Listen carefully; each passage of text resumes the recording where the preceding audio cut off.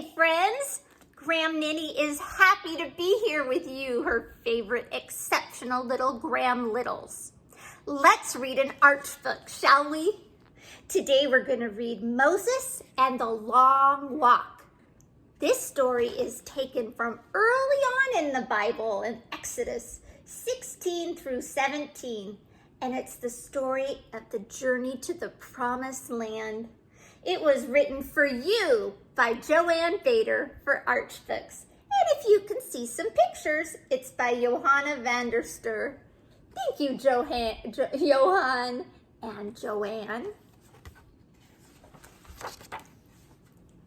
Now Moses was a special man, for he was picked by God to lead his people Israel onto the promised sod. The promised land, Canaan by name, was very far away. God showed the way with fire at night and with a cloud by day. So God was leading them along. They just had to look and follow. They lived in tents along the way. They left their homes behind in Egypt, where they'd worked as slaves for masters so unkind. It was a very long trip across the barren lands. The people oftentimes forgot that they were in God's hands. I think they may have whined a lot.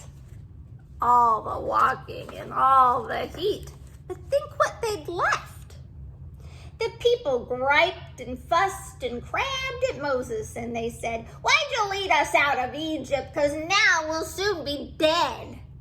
We have no food that we can eat and not a drip to drink."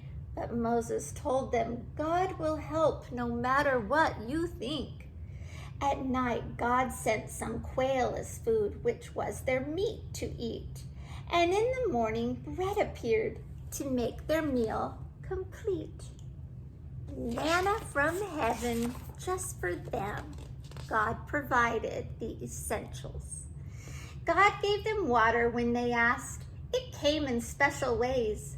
Once, when Moses struck a rock, the water poured out for days. Their enemies sometimes attacked, but then there was a fight. But God told Moses, "I will help, so they will know my might." They encountered a lot of enemies and hard things along the way. Do you sometimes encounter hard things on your way to something you hope for, like the Promised Land? It was here in the wilderness God gave his 10 commands to Moses high up on a hill above the desert lands. While Moses was up on the mount, the people got so bold they made a calf and worshiped it, an idol made of gold. Wow. Didn't take long for them to do things wrong once their prophet Moses was gone. They sinned against the Lord their God, and Moses told them so. "You must repent for what you've done." And they were full of woe. Then Moses talked to God in prayer. "Forgive them," was his plea. And God forgave his people then, as he does you and me. So merciful, so kind. What kinds of things should we ask for forgiveness for?